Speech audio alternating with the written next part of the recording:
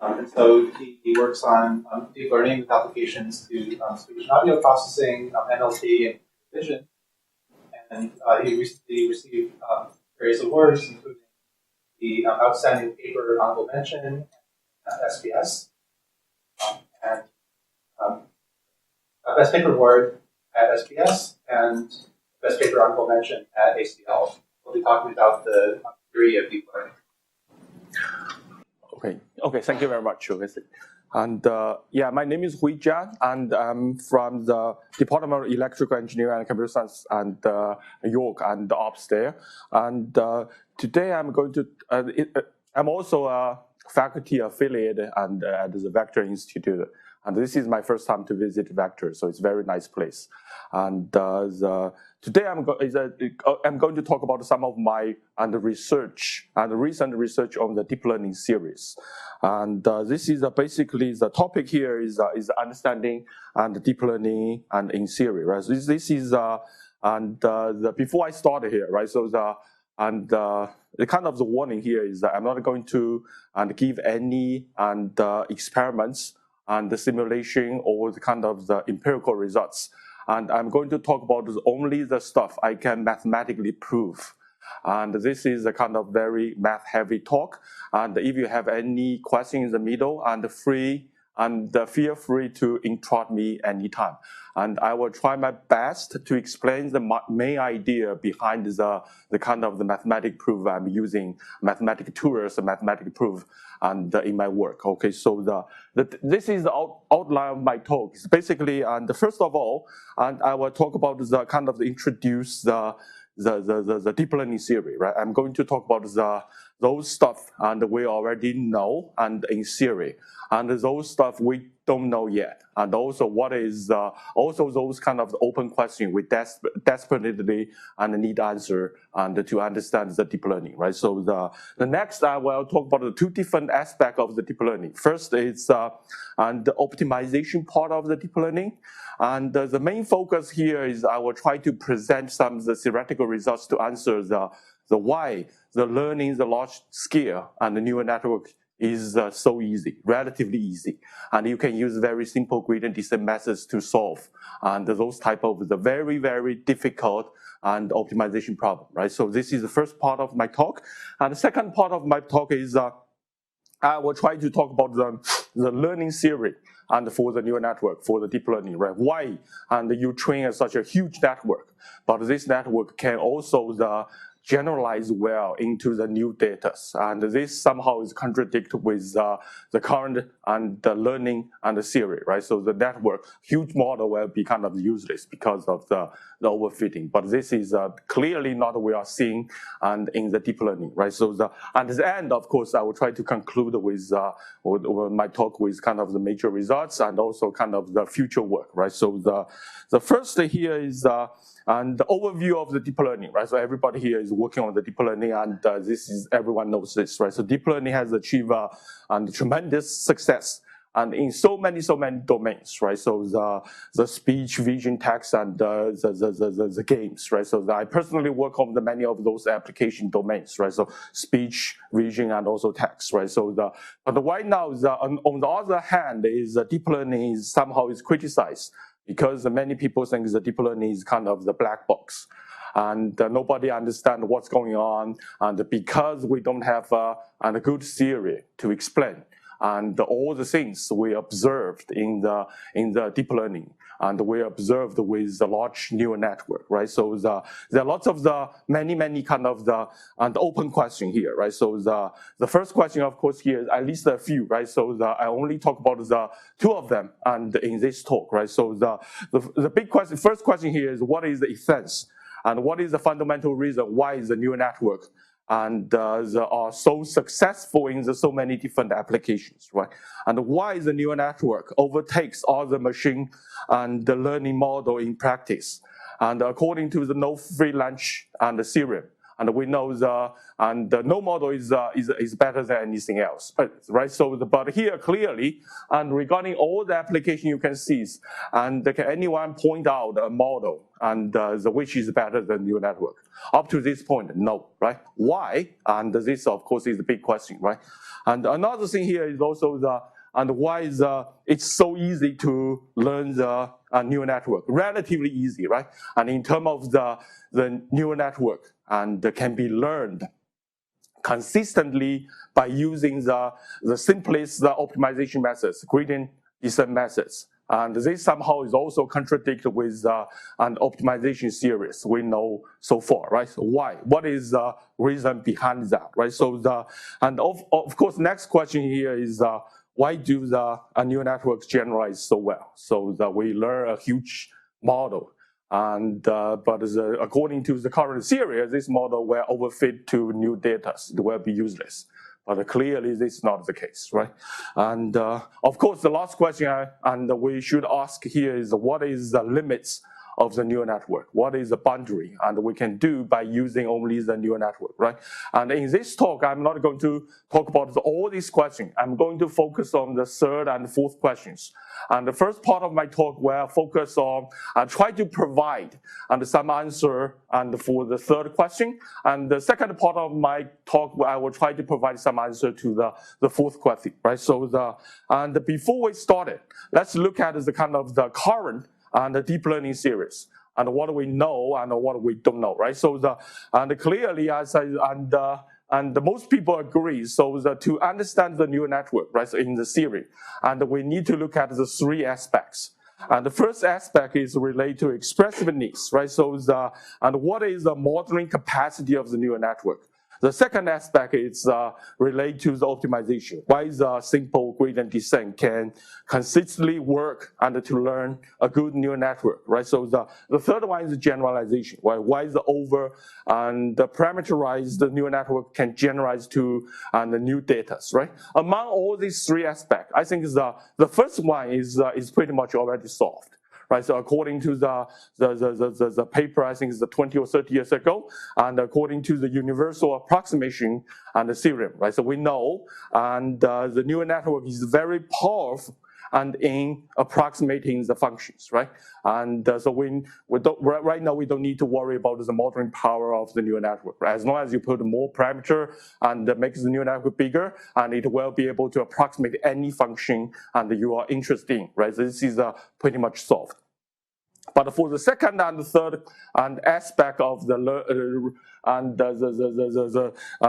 theory, and it's still kind of the open question, right?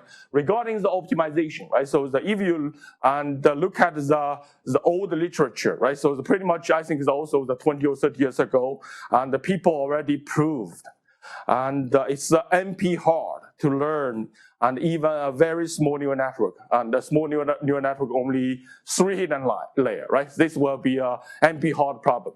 And not to mention the large scale neural network. And learning a large scale neural network will be a high dimensional non-convex optimization problem according to the current optimization theory.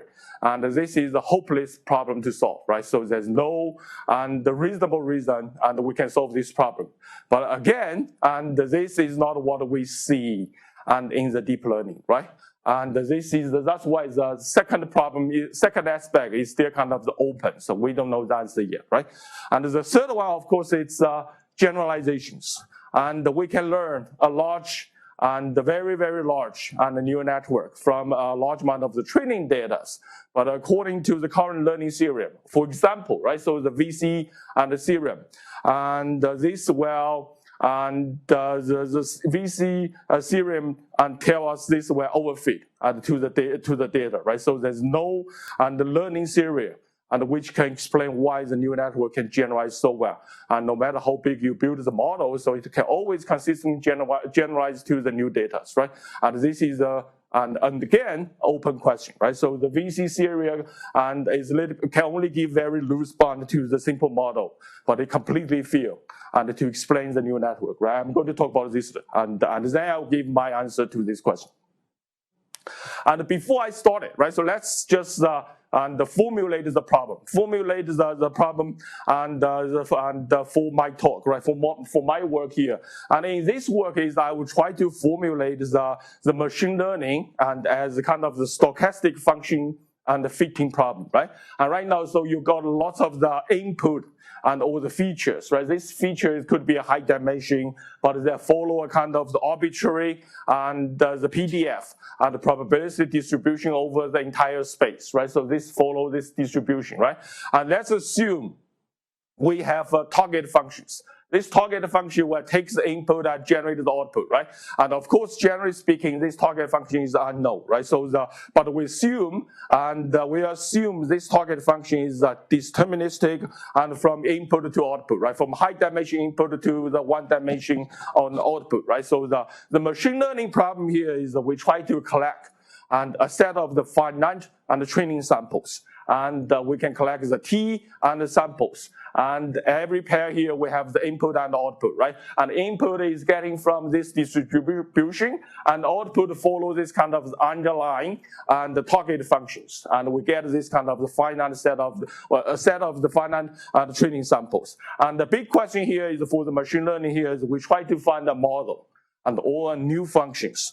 And we can learn a new function or new model and from one particular function class and based on the training samples to minimize kind of the loss, right? Loss between your model and the target functions, right? And when we measure the loss, typically we use kind of loss measures, right? And the loss measures, there's many different type of the loss measures. And it could be the mean square error and the mean square error, cross entropy, hinge loss, right? And no matter which loss you are using, and if we only look at the loss measure itself, and this loss measure always the convex function, right? And no matter it's mean square and the cross entropy, no matter what, right? So it's always convex. So this particular loss measure is convex, and this is pretty much kind of the setup and for the learning, right? So and when we start to learn and ideally, and we should learn under the model and to minimize the so-called the expected risk, right? And the error or the risk should be and average out and average across the entire space, right? And we need to take this kind of the expectations. But the problem here is this expected and risk is not computable because we don't know the target function and we don't know and the data distribution exactly, right? That's why we, as a practically speaking, so we can only learn the model to minimize the so-called empirical loss, right? And empirical loss is we collect a set of the training samples and we use the same and the loss measures and try to accumulate loss over all these kind of training samples, and this is so-called empirical loss. And we are going to learn the model to minimize this empirical loss. And hopefully this model will achieve the good performance in the expected loss as well, right? And when we start to learn, another big problem here is we have to specify a function class, right? A function class, we try to search the model over the function class.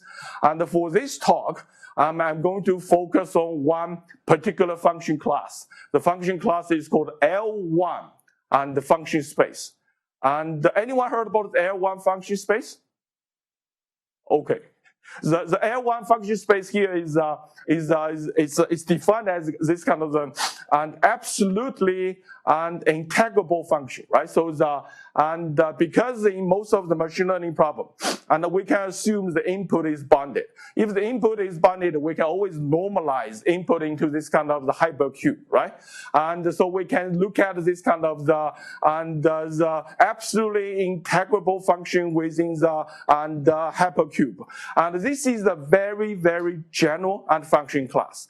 It will include a linear function. It includes the linear function. It includes all kind of the piecewise continuous function. It's pretty much include any function we are interested in, right? So right now, if we focus on learning in this particular L1 function space, and we can formulate and the learning problem as kind of the functional and the minimization problem. So now I finished the kind of the basics setup, and let's move on to my first part of talk and how to solve this kind of optimization problem for the neural network, right? Go ahead. So in your setup, I noticed you have the y's being deterministic function of the x's. Yes. Is that crucial to what you're doing? If the y's are observed with Gaussian noise, would that And right now, I'm not talking about the noise. I assume everything is ideal. And input and output is ideal. There's no noise. And the entire talk is based on this kind of the ideal case. And if we start to think about the noise, I agree that the work should be extended. This work should be extended. And okay. Okay, so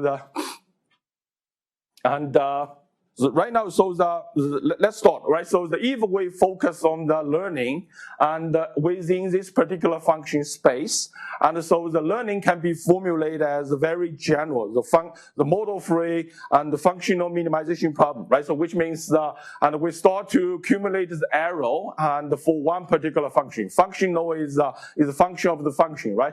And in this case, we try to look for one particular function within the function space of the L1 function space, and which can minimize this loss, empirical loss, right? This is very general and the setting. But the problem again, this is not computable, right? So because we need to parameterize the function space. Otherwise, there's no way to compute this problem, right? So how to parameterize the function space, right? And one of the first approach we can use, neural network.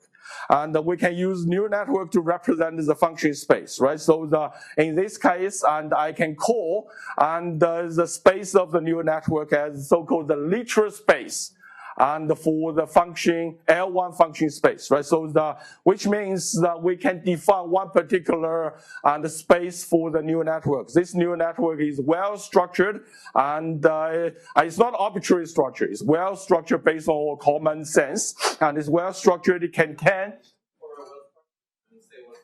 a structure is it could be fully connected. It could be the convolution neural network, but it has to be a structure which makes sense. And I don't want to specify exactly which one, but as long as you put a kind of the well-structured model, it will follow, or everything else, unless you build up very ugly kind of structure, which doesn't make sense, right? And the purpose here is I will try to use the well-structured neural network to approximate the function in my the function space, L1 space, right? As long it could be many different types, fully connected and convolution, whatever, right? So there's many different choices. No. It could be anything. Nonlinear and fully connected nonlinear is okay. So in this case, I will try to set up my the literal space, and for my literal space is basically it's kind of the space of the neural network, and the nonlinear is a little bit nonlinear. So because I want to approximate L1 space, and so every neural network and in this space. And we can represent by the weight vectors, right? Weight vector will be kind of the pointer in the space of the Rm, right? M represents the number of the different weights you used in your structures, right?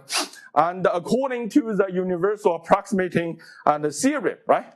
And as long as you are using a good structure, and as long as you make your networks big enough, and for any function within this particular function space, and you can always find a neural network which can approximate this function pretty well, right? And this is not my results; it's the results already know 30 years ago, right? So this is one direction. Another direction here is we can also easily prove, and given any neural network within this space, as long as the input and are bounded, as long as all the weights are bounded. And this neural network and always represent a function from input to output, right? And we can prove and this function and must belongs to L1 and function space.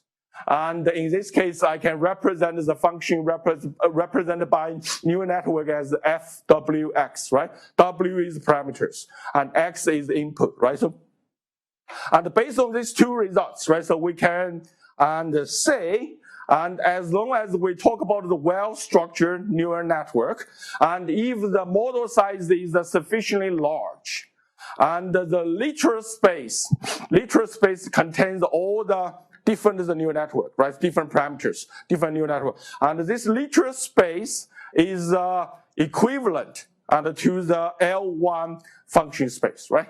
And this is the first results. And based on these results, we will be able to formulate and the original and the functional minimization problem as this kind of the standard optimization problem. Right now, so we represent all the functions as kind of the neural network, right? And then we try to search for the weight and the vector within the space and try to minimize this empirical loss, right? And this is what everyone is doing. And there's no problem, so you can design the optimization to solve it. But there's one issue here. And this issue makes the theoretical analysis of this optimization problem very, very difficult. Go ahead.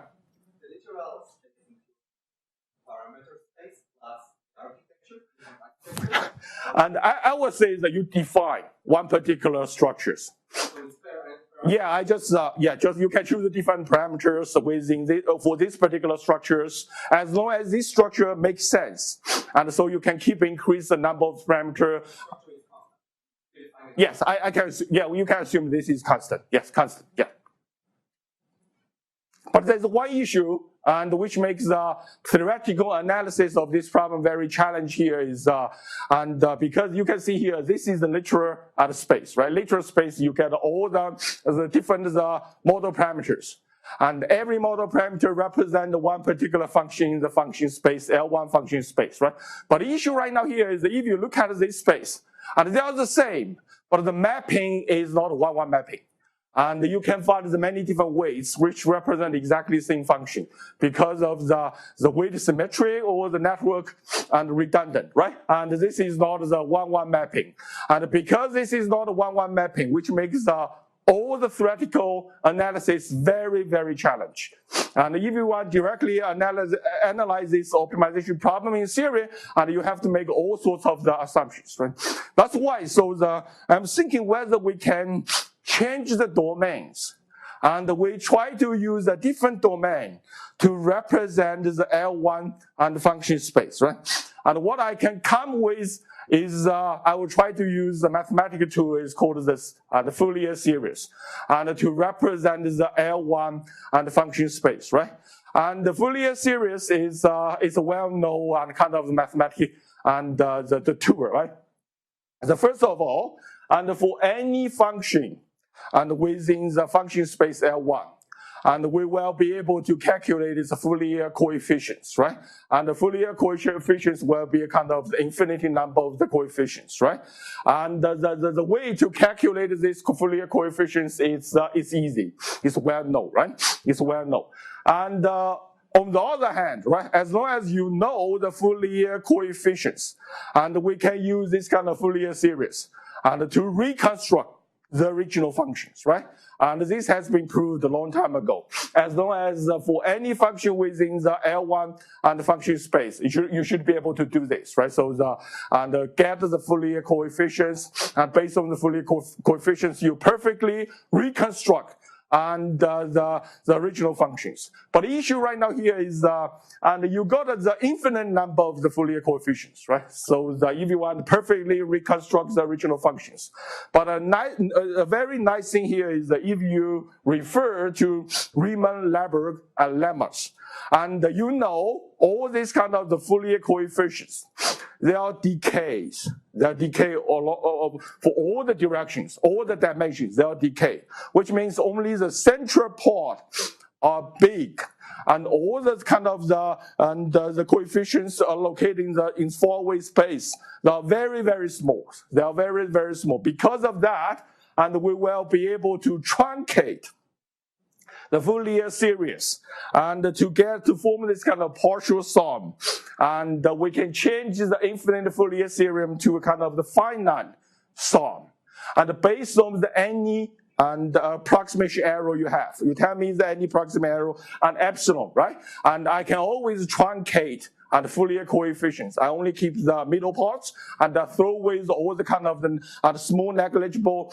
coefficients and in the faraway place. And I only keep this kind of finite set of Fourier coefficients and reconstruct the function based on the finite number of the Fourier coefficients I keep in my set, right? And it's guaranteed. And this function and this function, they are close enough. And they are close enough, right? And because this mathematical theorem is very important for those people who are not familiar with the Fourier transform, and I can use this diagram to briefly talk about the idea I'm using here, right? And basically, for any function in the L1 space, and you can do the Fourier series, and you map this function into a infinite dimension space, right? So this dimension, and you calculate all these kind of Fourier coefficients, and you put all these Fourier coefficients, and this can be viewed as one point, and in this infinity dimension space, right? So this sometimes is a Hilbert space, right? So based on any point in the Hilbert space, and you will be able to construct the one function in the L1 space, right? And because it has the infinite and the number of the dimensions, it's very hard to compute. That's why and we will be able to truncate this infinite dimension space into a lower dimension space. And based on the error you allow, and give me epsilon, so I can always truncate with a certain number of the coefficients, and cut it down to kind of infinite dimension space. And after I cut this down to the lower or finite dimension space, I can use the same formula and the partial sum to reconstruct the function. But this function will be slightly different from original one, but according to the Riemann-Larberg lemmas, and they are close enough. And based on the original allowed the errors, they are close enough, right? And for the practical and sense, right? So which means they are equals. They are equals, right? So this is the mathematical tools, and another kind of analogy. And for you to understand the tool I'm using here is, this is very similar to you are using kind of the finite digits to represent the irrational numbers, right? You get a irrational number. If you want to precisely represent the irrational numbers, you need to keep all the digits. But the contribution of these digits and the decays, right? Decays. And if you allow to have a certain number of digits, you can always truncate up to any the precisions, right? So here you've assumed that the input space is a hypercube, right? Inputs of the function is hypercube, yes. And your Fourier transform over that. Yes, only yes. But this all pays no attention to the input distribution, am I right? Right now, is the input distribution doesn't matter. Right. So in practice, it could be that P of X is really concentrated in some very small region of that. Yes. In which case, these Fourier coefficients would be largely irrelevant, mostly dominated by parts of the hypercube with extremely small probability. But the input is concentrating in the small area. It's concentrated one particular, but the function itself is the same. Right now, I only talk about the function. And I'm just worried that these Fourier coefficients that you're now looking at could be dominated by parts of the function that never arise in practice. I agree. But yes. But right now, I agree. And you say this approximation is not accurate. I got your point, right? So okay. Are not relevant. But as long as you put the small epsilons, and even they're concentrated in one place, that's still good enough, right? Yeah, I suppose if it's a good approximation everywhere, then it'll be a good approximation. But another thing I can look at your question here is if they are concentrated in the one small area, you can always normalize the data, right? To make sure it occupied the entire hypercube properly. Okay, we can do this offline, but yeah. So this is the whole point, right? So if we understand the Fourier series, so this provides us a kind of different view and different the tools to approximate the L1 function space. And in this case, I call this canonical space, right? So which means for any function you get from this function space, and you calculate Fourier coefficients, and you can truncate in a certain way, and you keep all the most significant represent the Fourier coefficients, and those Fourier coefficients can be viewed as kind of the pointer in one particular high dimension space. And this dimension space is called the canonical space, right? And here is a very nice thing. If we start to look at the relation between the canonical model space with the L1 function space, you can see it follows this kind of very nice 1-1 mapping, and which means you pick up any point, and in this canonical and the space, pick up the combination of the Fourier coefficients, and map to one particular function in the L1 function space. For the different function, and you are getting the different sets of the Fourier coefficients, right? So these mappings follow this kind of very, very nice and 1-1 mapping. So that will make the theoretical analysis much easier, right? And based on that, we can reformulate the optimization problem in the canonical and the function space, right? When you look at the problem in the canonical function space, and the only thing we don't know is the Fourier coefficients, right? Because everything else is the Fourier base, and which are standard. And as long as you know the Fourier coefficients, you will be able to construct the original function, right? So right now, when you do the learning in the canonical space, and you just need to optimize, try to figure out those Fourier and coefficients, right? That's why we can represent the original learning problem as kind of another type of the optimization problem. In this optimization problem, we try to search the best Fourier and coefficients and within this canonical and the function space, right? Anyone has a question? Sure. Yeah. This one that you are already completed, or is it Fourier Series? And it doesn't matter, I think. In the infinite and the original space, it's always a 1-1 mapping. Yes. And yes.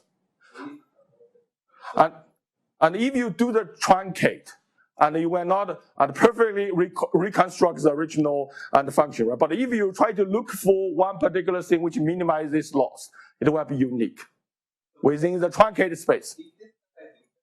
Yeah. No, if the infinite and the space and every function is unique, there's no problem, right? If you truncate, and depends how you do the mapping. So if you look for the function within the truncated space which minimizes this loss, you get the yes. This is the original function without truncated, this is truncated. But if you look at this truncated function within this space and try to minimize this loss, it's still unique. It's unique. Yeah, it's just like the pi. And if you just allow to use the 6 digits to represent it, and that will be the best approximation is still unique. Fourier series bijective, right? You can transfer from theta to delta. Yes. So if this theta is unique. No, it's not. No. Theta is unique, but this is not unique, and this is a literal space, right? And this is many to one mapping, 1-1 mapping. And this is unique, but if you go from here to here, it's not a 1-1 mapping. It's very hard. Many different W can get the same theta, and one theta will get one function. If you go this way, it's a function mapping. But if you go all the way, there's trouble here. Okay, so this is a different way to formulate the optimization problem, right? So I try to formulate my learning as kind of the minimization. Another type of optimization, we try to minimize the loss over the canonical space. Try to find my best the Fourier coefficients, right? And this is a new problem, and nobody studied, nobody using the practice, but it gives us very nice and a tour and to analyze the learning of the neural network. Because if we look at the learning problem, not just the neural network, any machine learning problem in the canonical and space, and we get a very strong results. And we can see all the objective function is convex in canonical and the space. And if the dimensionality of the canonical space is not less than the number of the training sample, and it's guaranteed the global minimum achieves 0 loss. And to prove this is very simple. So I have the full proof and in my paper, but the idea is very simple. If you represent your loss function, right? So right now you try to represent this function with your Fourier coefficients. And represent this, you can see this is a linear combination of the Fourier coefficients. Because the Fourier base is a fixed. The only thing which is unknown is this Fourier and the coefficients, right? This is a linear function, right? So and because we assumed original and error loss, which is convex, sum of the convex still convex, and compose this convex with the linear function still convex. So this will be a convex and the function in the canonical space, right? There's no question. And if the dimension of the canonical space is high enough, which means we have more and the Fourier coefficients we need to determine. The more than the number of the samples, which means we are going to have more linear function. We have the more and the free and the variable than the linear function we need to satisfy. Right now here is all the unknown coefficients. All the unknown coefficients is the dimension of the canonical space, right? So for every data points, these 2 points need to satisfy a function. But if we map this function to the canonical space, this is a linear function, right? So which means we got a whole bunch of variable, and which needs to satisfy a whole bunch of the linear equations. And if we have more and free variables, it's guaranteed we can find a solution. So to achieve this zero loss, right? And the proof of this is very simple, right? And in the canonical space, and everything is simple. But the issue right now is nobody is working in the canonical space. And we still need to go back to literal space, right? And when we start to how to go back to the literal space, and we need to put all these 3 kind of the circle together, right? And this is and the literal space represent all the neural network, right? And this is the canonical space is in the middle, right? So this is the final one here is a function space, right? So right now here is given any neural network, and in the literal space, and this neural network will form a function from input to output, right? And for this particular function, we can always calculate the Fourier coefficients. And these Fourier coefficients will represent 1 point in the canonical space, right? Once you get the Fourier coefficients, you can always reconstruct the original function, right? And if we ignore the error, epsilon error, and these 2 functions are just identical, right? Identical. If you follow this kind of the procedures, you just represent the original function as different function form. The first one is a function and using the neural network weights as parameters. The last one is the function is the same function, but it represent as Fourier coefficients as kind of parameters, right? But they are same. If they are same, so we can represent the objective function in 2 space, right? Original objective function we want to learn, and if we follow this procedure to map every W into the thetas, and that should be the same, right? 2 objective function will be the same, and then we can start to think about the gradients. And the gradients of this objective function with respect to 2 different parameters. One set of the parameter is weight of neural network, right? Another set of the parameter is Fourier and the coefficients, right? So that we can calculate the derivative, and we can use the very simple and the chain rules. And we calculated the gradients, and this part with respect to the neural network weights, right? And because every weights, you can follow this kind of the mapping to go to the thetas. This is a function, so we can use the chain rule and to relate the gradient and the gradient you calculate in the 2 and the space, right? So eventually, so we get this very nice and the representation. Someone has a question? Go ahead. On the equation, the objective function into space, assume here that the W has a finite condition. Yes, I assume, yes. So this is actually to get rid of The W has a finite what? So many functions in the W space? Infinite, yes. But I assume W is big enough. And you can make the W's as big as you want, but definitely it should be finite, yes. Yeah, go on. So the number of Number of with a dimension, yes, correct. Yes, correct. And that's why nobody is directly working in the canonical space. The reason I talk about the canonical space is only for the theoretical analysis. Okay. Okay, and so here is the final results, right? So the results here is the same objective function. If you calculate its gradients and in the model space, in the literal space, this is what you get, right? And the same and objective function, you calculate gradient in the canonical space, and this is what you get, right?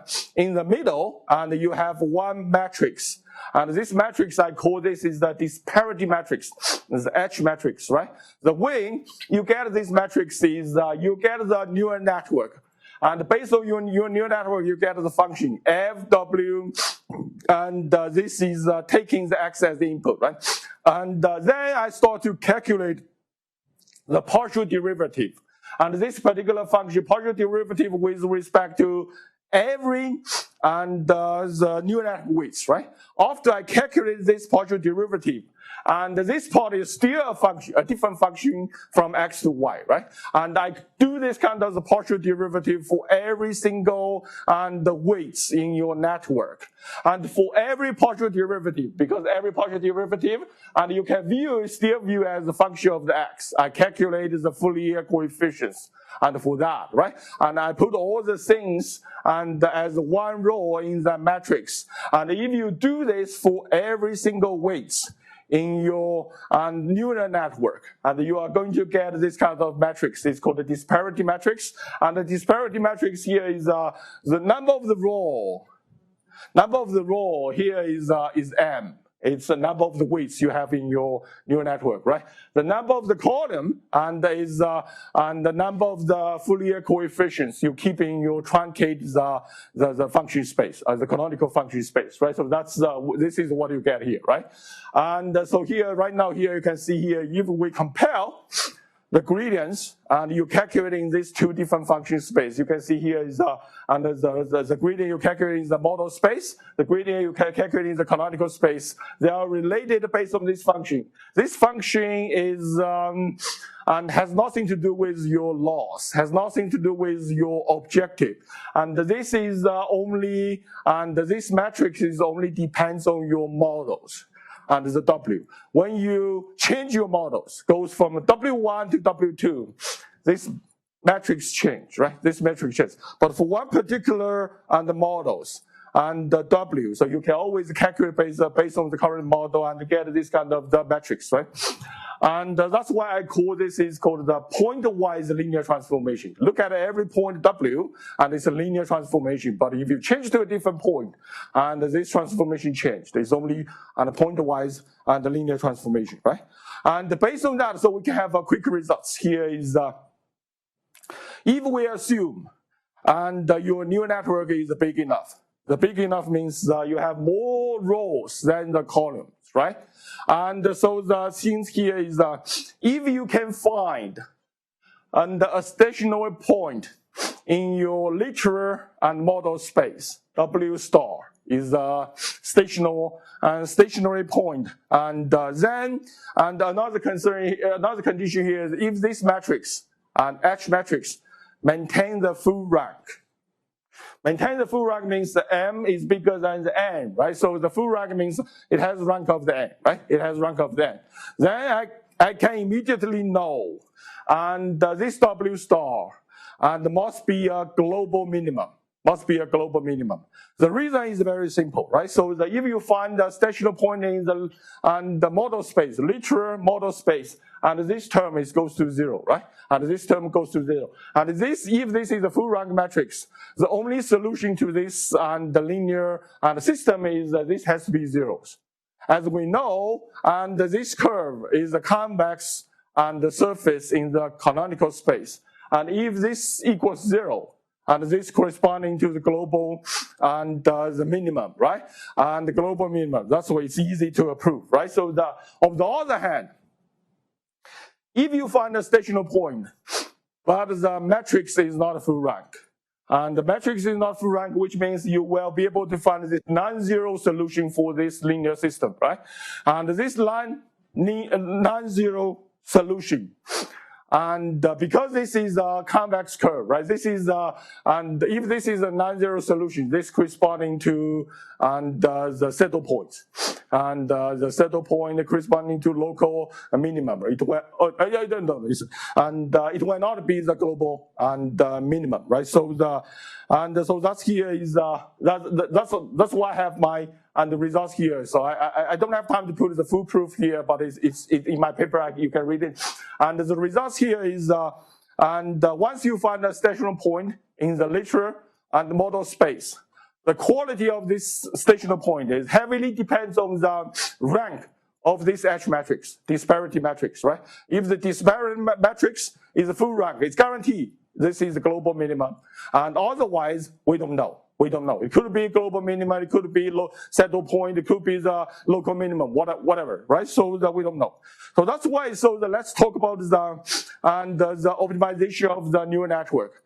And as we know, everybody is using stochastic SGD to minimize and objective function in the literal space, right? So as we know, and if we look at this problem in the literal space, this is not a convex optimization problem. And if we start to use this algorithm to optimize objective functions, and we only know, and this algorithm can only converge to a stationary point, right? At a stationary point. On the other hand, and if we know this particular corresponding the full matrix, corresponding the H matrix has a full rank, and we can quickly conclude, and this algorithm will converge to a global minimum of 0, and just like a convex optimization, because this is a point-wise linear mapping from the one particular and very complicated optimization to a convex optimization, right? So the results here is it can be proved here is if the model neural network is big enough, and you have enough number of the parameters. And if you select your initial points, and if you select your step size, to make sure, and this matrix maintains the full rank and over the entire trajectories, and it's guaranteed. And your algorithm will converge into the global minimum of 0 and at the end. This is for sure, right? So now let's look at everything depends on the rank of this H matrix. Now let's look at when this H matrix degenerated. And if we need to look at the rank of this H matrix, here is because all the column is calculated based on the Fourier base function. This Fourier and the base function are orthogonals. We don't need to worry about the columns. What we need to worry about is its rows. One way to reduce the rank of this matrix is we get a 0 and the rows, right? And the 0 rows means one particular partial derivative, and when we calculate its Fourier coefficients, all these things are zeros, which means the original function must be a 0 function, right? Must be a 0 function, which means and this particular function represented by the neural network has nothing to do with this width. Has nothing to do with this width, which means this width will not change the outputs, right? So for any point in the input space. And this corresponding to what I said, this is dead neurons. If you set your neuron in a certain way, this neuron will never respond to any input in the input space. And this is dead neuron. And for those dead neurons, all the parameter will lead to the 0 and the row in this H matrix, right? And one way to make to have a reduced rank in the H matrix is we have this kind of the dead neuron.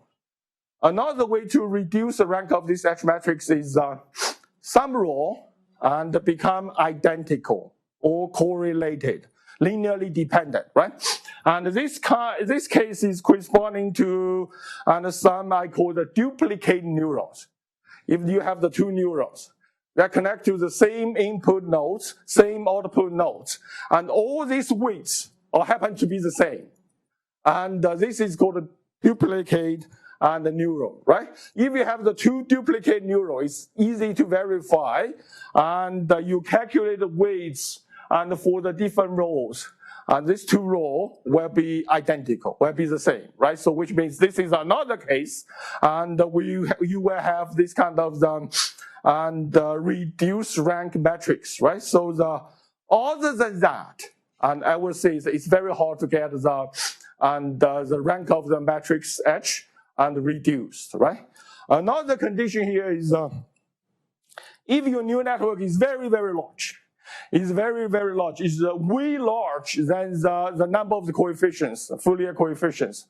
And this H matrix becomes singular only after you have a large number of the n minus n neuron either become dead or the duplicate, right? And if you are using very large neural networks, and the probability for this happen is almost equals to zeros, right? That's why, so I get my final results here is if you have over parameterized neural network, which is randomly initialized. Randomly initialized, which means the dead neuron and this duplicate neuron will never happen, right? And then in this case, I will say, and SGD will converge to a local minimum of zero loss in probabilities. Not 100%, but if you run many experiments, it will converge in probability, right? Because those things will never happen. And the probability for this thing happen is almost zero, right? That's my final and the conclusion. So based on this kind of the canonical and the model space, and we can easily prove why you start to learn the neural network. As long as the neural network is big, very, very big, and the stochastic gradient descent always converge to the zero loss, right? So, any questions so far? Yeah, I'm not quite clear what you're claiming. Is this result only if you're doing stochastic gradient descent with batches?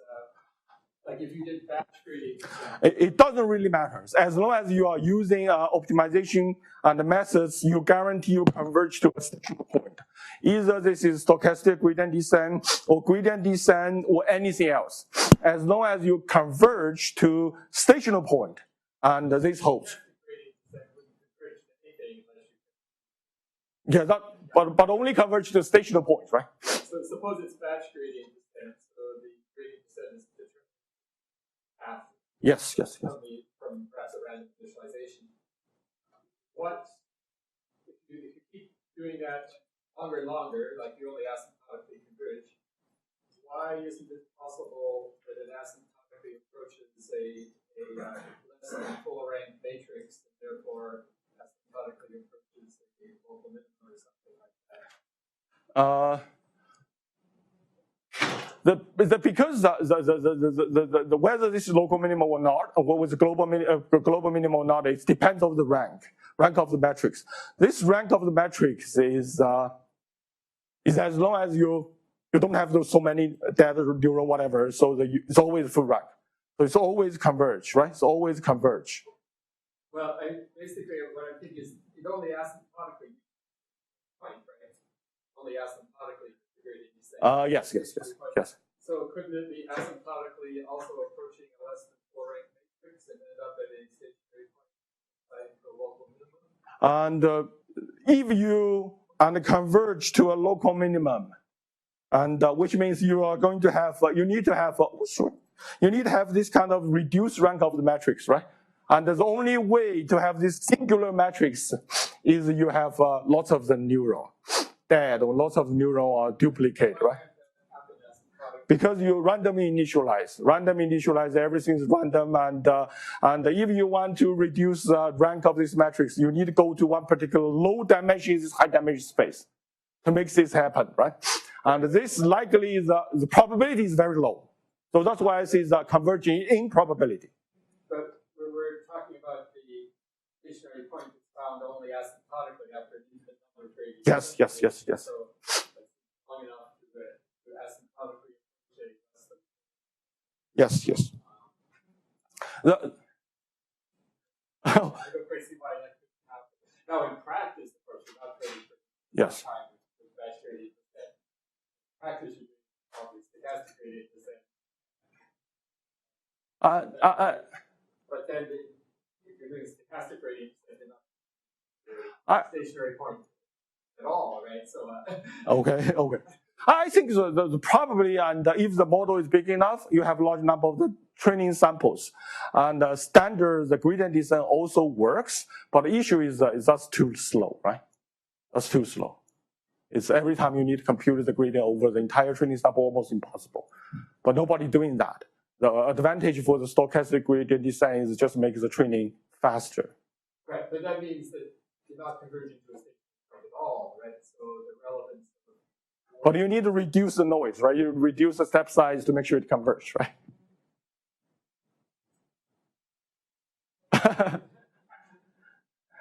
Okay. So my conclusion here right now is as long as you satisfy this, is converge to the global optimum and in probability. And regarding the question you're asking here is I'm still doing kind of the theoretical analysis. And what I'm guessing here is as long as you are in a good area of your, and if you initialize your model in a good area, and pretty much all the things here are the pure convex. The pure convex. There's no local optimal settle point in this particular area. But in this far away area, of course, lots of the bad things may happen. But you never start from there. If you start from there, it's hopeless. Okay, so okay, sure. Question about that. As we move through our W space. Yes. To keep a constant error of epsilon. Fix and we can fix that because I'm taking this kind of the asymptotic approach here is you tell me epsilon as small as you want, and based on your small epsilon, I choose my n, and n is fixed, and then as long as your model is bigger than the n, so this everything holds, and you can give me any number. The same n would work for all of the approximate. Yeah, for this particular precision. And okay, so I move on to my second part of the talk. And the second part of the talk is I will try to explain and why and you learn a not large neural network, but this large neural network still generalize and to the new data, right? So because according to the current learning series, and you learn, definitely you can learn a large network and over the training data, but this will be a garbage and totally useless because of the overfitting. But this is not what we are saying right now, right? And what is the reason? So because before I talk about my approach, let's start with this kind of the existing and the learning series, right? And the existing learning series is talking about the generalization. First one, the most famous is the VC band, right? But the VC band is here is the issue here as well. Look at the VC band, it doesn't work for the large network. And if you have the models which has 800 million and parameter you fit into the 100 million and a data point. If you plug your number into this and the VC bonds, surprisingly you got kind of negative value under the square root. I don't know how to handle that. Okay, so and that's why I look at the different approaches. There's a different methods in the theorem. And also published is 20 years ago, maybe 25 years ago. It's and a different error band. And calculate a particular for neural network, right? Based on the kind of the two and part of the errors. One is the approximation error, another one is the estimation errors, right? So it has the two terms, right? So one of these terms you can see here is this is related to the size of the parameters. And if you are learning a huge network, which means this error will diverge. And this bond will diverge, which means it will give you kind of the useless error and the models, right? So according to what we learn what we know in theory here is a presumably an over-parameterized model and will fear due to the overfitting, right? So as you get a large model and even you can get the zero empirical loss and the generalization, the expected loss will diverge, right? So that's what we know.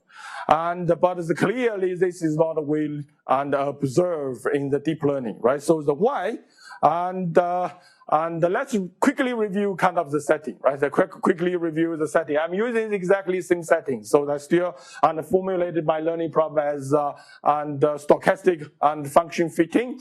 And right now I get a whole bunch of the training samples. I always assume this training sample is coming from my distribution, and the output is follow this kind of the unknown the target function, right? And we try to learn a new model to minimize the empirical and risk, and hopefully, this model will give you good results in the expected risk as well, right? This is what we hope. And before I answer the question related to generalizations, I need to introduce a concept. This concept is called band limited. And this is a concept is well known in engineering, but is relatively new to computer scientists. And how many people here are engineering background? Okay, so the reason I want to talk about this concept here is for all real-world applications, the target function must be band limited. And this is easy because all the non-bounded process must be driven by unlimited power and energy. That's never happened in practice, right? So if we focus on the machine learnings, and if this problem is coming from a real-world problem, and we can easily say the underlying this target function must be a band-limited functions. No matter this is a speech signal, audio signal, video, and video or the image, it must be a band-limited and band-limited process, right? So now let's look at the definition of the band limit in mathematics, right? So the band limit is defining the two, and we use the Fourier transform, right? So you get one particular function. If you calculate a Fourier transform for this particular function, if the Fourier transform vanish outside of certain band range, and we call this is strictly band limited, right? And here in this talk, I also talk about a different type of the band limited. I call this is approximately band limited, which means that you calculate the Fourier transform for your target function, whatever, any function, right? And if you look at the spectrum of this Fourier transform, and outside for any particular arrows, and small arrows, outside a certain range, the residual arrow is small enough. And this is called approximately band limited, which means the Fourier spectrum is always decay along all the dimensions, right?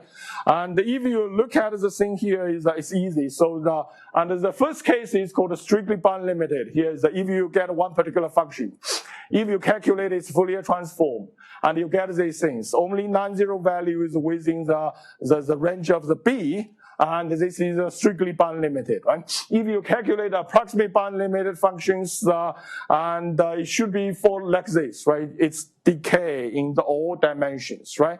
But there are many different ways to decay. One is kind of monotonically decay along all the directions. Another case is it could be kind of fluctuations. But always the arrow and outside of the range will be small enough, right? This is called approximately band limited and the function, right? But this is the way to look at the Fourier and the spectrum. But if we directly look at the function itself, of course I can only look at the one-dimensional functions. And we can get kind of the general feeling about the band limitedness, right? So here, let's assume we got a kind of arbitrary, non-bounded, band limited function, right? It will be look like this, just like a white noise. It's a fluctuate a lot, right? This type of the function it's very, very hard to learn, right? But if you start to look at the strictly bounded and function by a large band, you can see here this function gets smooth. And if another function is bound limited by even smaller and band limit, and this function gets even smoother. And this is for the strictly bound limited function, right? For approximately and bound limited function, it's very similar. It looks like a kind of the strictly bound limited, but just has a little bit kind of the small noise, right? Small high frequency noise. But in the other words here is the bound limited function are very, very smooth. And this smooth function will make our learning much easier. This is what I'm going to show you here, right? So after we understand the concept of the bound limitedness, right? So that we can start to talk about one of the very ideal case in the machine learnings. And I'm asking question here is, and if we can learn a model and from a finite set of the training samples to achieve not just the zero empirical loss, but also zero and the expected loss. And I define this type of scenario as so-called the perfect learning, right? And I also have the results here is, and I'm going to show you here is, and the perfect learning is possible. And as long as your target function is either strictly or approximately bound limited. And I have this kind of, if the target function is strictly or approximately bound limited, and there must be a method exist. And methods, you can use these methods to learn your model, and from this and sufficiently large of the training samples. And then you guarantee you get the zero and empirical loss in your training sample. Meanwhile, and the expected and the loss well also goes to zero as you get more and more training data, right? And this is the existence of perfect learning, right? There's a very long proof. I'm not going to talk about it here. And it's very similar to the sampling series. And if you have a background, engineering background, so if the function is bound limited, you should be able to sample the point and keep all the information you want, right? But here, just a different version here is stochastic, because X is coming from the kind of distributions, right? And as long as you get an infinity amount of the training data, and the perfect learning is possible, right? On the other hand, I can also prove, and let's imagine, and you get a kind of the target function which is not bound limited. And I can easily prove here is that no matter how many training data you are using, and the expected loss will have non-zero lower bound, which means you will not be able to achieve the perfect learning by using the finite sets of the training data, right? Based on these two results, and I can conclude here is, and the target function is bound limited, which is and sufficient and necessary condition and for perfect learning to happen, right? So if the target function is bound limited, and the perfect learning is possible, is feasible, right? So and I also can look at this kind of the case which has a finite number of the training samples. In the previous case, I always assume you get a sufficiently large the training sample. The size of the training sample goes to infinity, right? So you get a zero loss, right? Zero loss for sure. And here, let's assume you get a finite set of the training sample. The T is finite. And when T is finite, if we want to measure the performance of the learning, and so we need to calculate the so-called the mean expected risk, because for the same algorithm. And if you do the sampling, get the first set of the training sample, and you get the one particular results, right? You get another set of training sample, you get a different results, even for the same algorithm. So the way to measure the performance of algorithm, you need to calculate another expectation over the training samples, right, for the finite set of the training. And so based on that, so we get another results here is if you have your data that follow this distribution is within hypercube, right? And hypercube in the high dimension space. and if this target function is bound limited by b's, and I will show, and I have shown, but I'm not showing here, and the existing perfect learning algorithm, and we can achieve the expected and the mean expected risk. This is upper bound by this particular term, right? And this particular term. The thing here is this small n is root of the size of the training samples. Size of training sample is t, right? And the k is input dimensions, right? Input dimensionalities. The b is a bond. U is this particular thing. Roughly say it's a variance of the input space, variance of the data distributions, right? You get this term, right? So you can see the denominator is factorial, and here is the power. And the factorial go much faster than the power, right? And which conclude here is as long as you have a sufficiently large training sample, this small n goes big enough, and this term goes to 0. And you can find the methods to learn your model to guarantee the expected, and error goes to 0, right?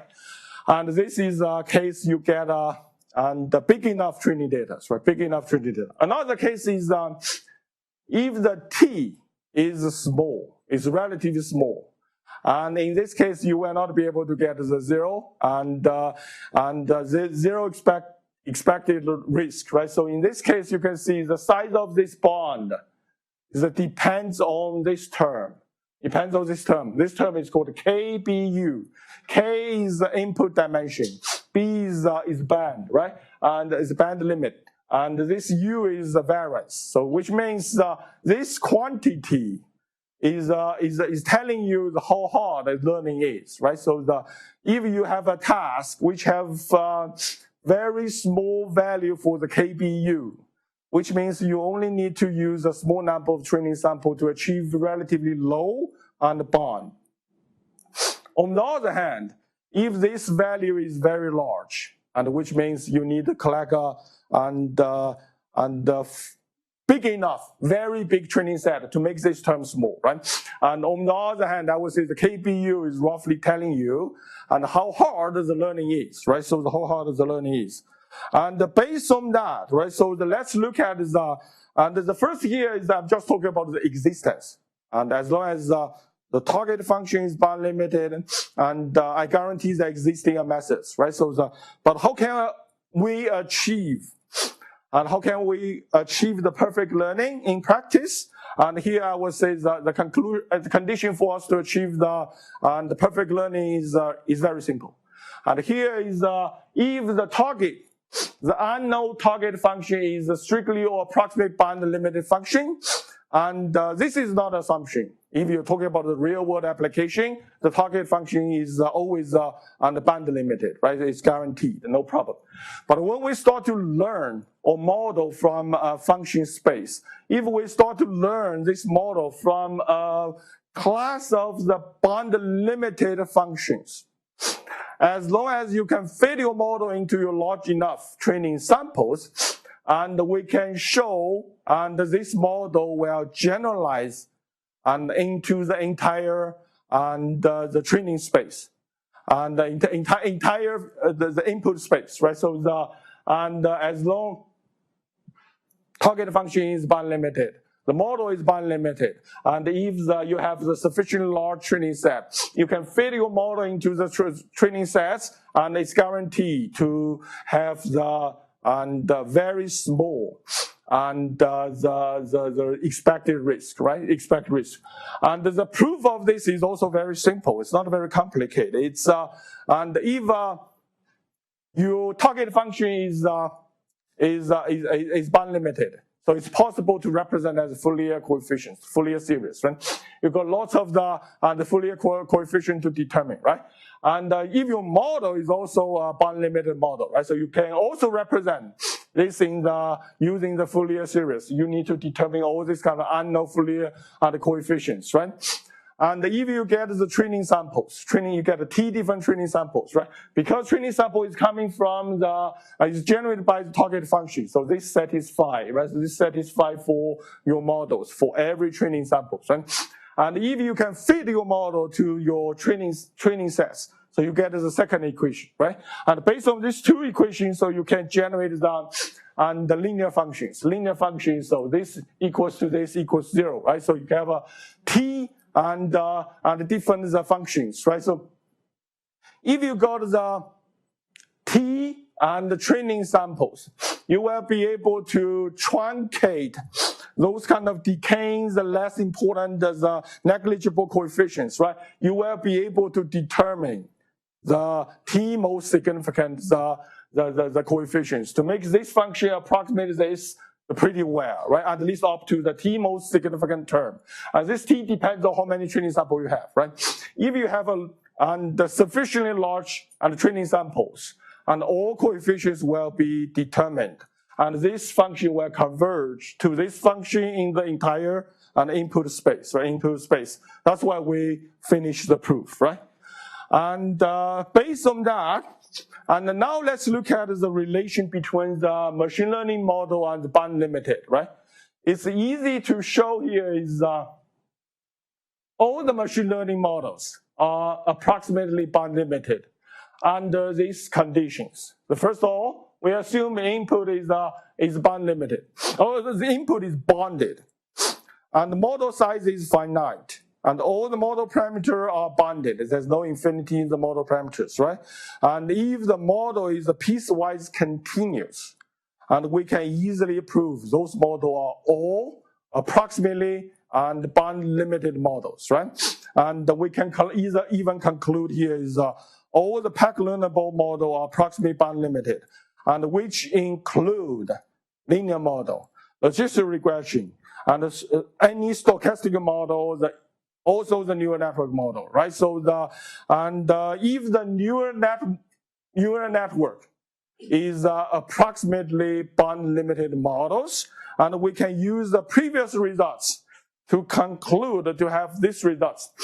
And if you have a neural network, right? So no matter how big it is, and as long as it satisfies all these conditions, input is bounded, and the model size is finite, all the model parameters are bounded, and if you use a good way to select your activation function to make it is a piecewise continuous, and the neural network will be band-limited models. If the neural network is band-limited model, we can immediately get these results from previous theorem, right? So which means and if we have a neural network, and which is learned from sufficiently large training data, and this data is generated by a band-limited process.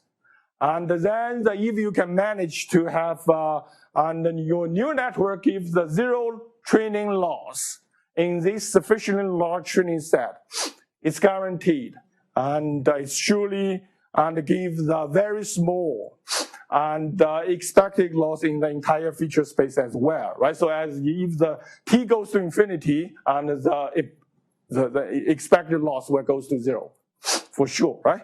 And because of that, I give a kind of the new term. I call this is asymptotic and regularizations, which means that due to the band limitedness property, neural network and asymptotically and regularize itself as the size of the training, and the size of the training sample, training set, and goes to infinity, right? And based on that, so we can answer the question I posed and before this part of talk is why the neural network can generate. No matter how big you are using, how big is the model you are using, it can always generate very well to new and the test data is the fundamental reason here. I would say this is asymptotic and regularization, right? So yeah. Which one? Say it again.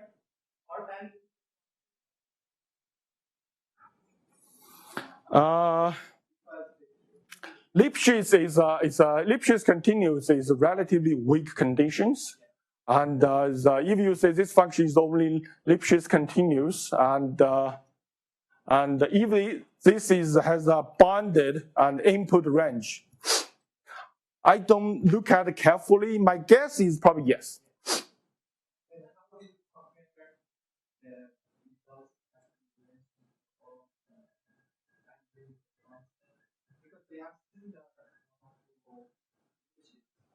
Yes.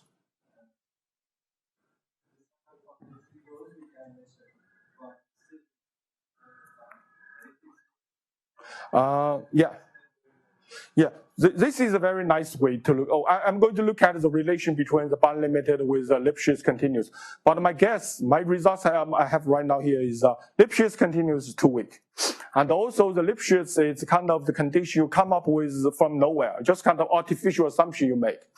But band limited, and this is kind of, it's not even an assumption. This is a property, is governed by the law of the physics. And if the data is coming from real world, they satisfy automatically. And my opinion here is probably the band limited is a better and way and to characterize the smoothness of the function, even if with the all the machine learning problem.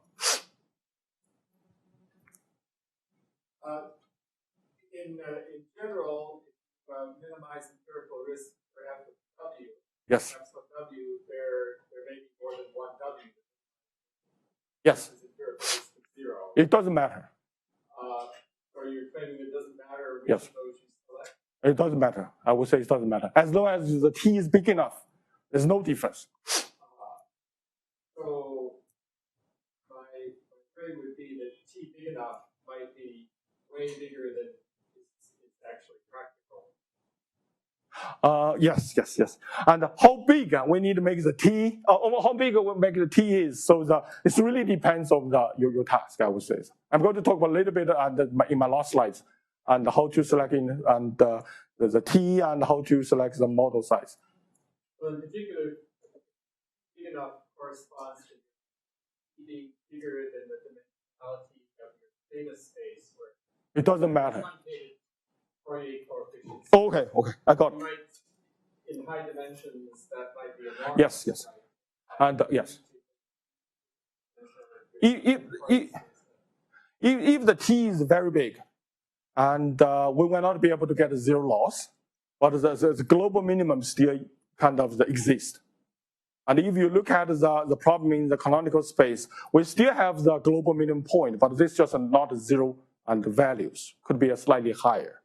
But I would say here the correct procedure to doing that is give me your training set, and then I select the n, and make sure the approximation error is small enough, and also this n is bigger than the t I have.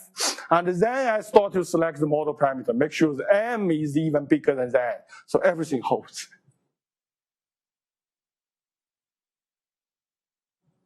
Okay, so the final, and probably the talk is a little bit too long, and finally I conclude my results. And here is, I would say, go back to previous things, there's three different issues, right? So the first one is expressiveness, and based on my results here, the neural network is, and it's a universal approximator, right? So in this function and space, L1 function space, right? Another one here is I provide some results to answer the questions of why the learning and the large scale and the neural network is unexpectedly simple. The reason is because the why is the learning of the neural networks behave like a convex optimization. But of course, this is not exactly convex optimization because it depends on this kind of the H matrix, right? So, but as long as we satisfy some of the minor conditions, and it just behave like the normal convex and optimization, right? So another thing here is I would say that I give a very complicated math to prove. But the fundamental reason I would say is why is the learning of the large neural network is simple is because over parameterize the neural network becomes complete in this function space. And this is a fundamental reason to make the learning is big. Learning is simple as long as you have large models. And another thing, of course, I talk about the generalization, right? So I propose this idea of the asymptotic regularizations. And because real world data are generated by the band limited process, neural network are approximately band limited, right? As in this case, and the neural network and will self-regularize on the sufficient large training set. That's my results, right? So the last thing here I want to talk about here is and something we may do from here, right? First here is based on the results here, and also the lots of the experimental results people observed all over the world. We can easily conclude here is under the condition of the big data, the big model, and the neural network is pretty much solve the supervised learning, and in a statistic sense, right? And to solve any practical and supervised learning problem, and when the roadmap should be first, you should collect the sufficient training samples. And how many samples you need? And I have a number to roughly tell you how. And the number of the training sample is really depends on how hard this task is, right? And how to measure the difficulty of the task is roughly equals to KBU, right? KB is the input dimension, and B is the band, and the band limit of the target function, and U is the variance. It's pretty much equivalent to the variance of the data distribution.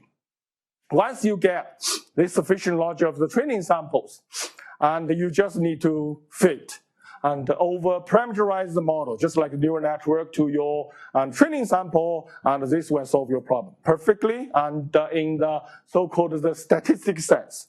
And why I call this is statistic sense means and you take the expectation over the entire input space, and this guaranteed to be very, very small, right? And we solve the problem in the statistic sense. But however, this is not the end of the story. And we are facing a new problem. The new problem here, everyone knows here, is adversary and attack, right? And adversary attack means you get a small change in your input, and you get a huge change in the output. And from the perspective of the Fourier spectrum, and this corresponding to the high frequency component, and in your Fourier transform of the neural network. As we said, and all the neural network are approximately band limited. Approximately band limited means the high frequency get decayed all over. They are not zero. They are just decayed, right? So there exists a sufficiently large and high frequency, there exists a sufficiently high and frequency component, right? However, this high frequency component, because they are very small, it doesn't really matter when you start to measure your performance using expectation. When you do expectation, and those things will be averaged out, it doesn't really matter. But the adversary attack is different things. You get input, and you try to deliberately look for high frequency component, then you amplify it. And this causes a problem, right? So and here I will try to conclude here is the adversary attack is a different problem. And the results here will show probably the Fourier transform is another way to look at the adversary attack. Probably you may get some the approach out of the Fourier transformation. Okay, thank you very much.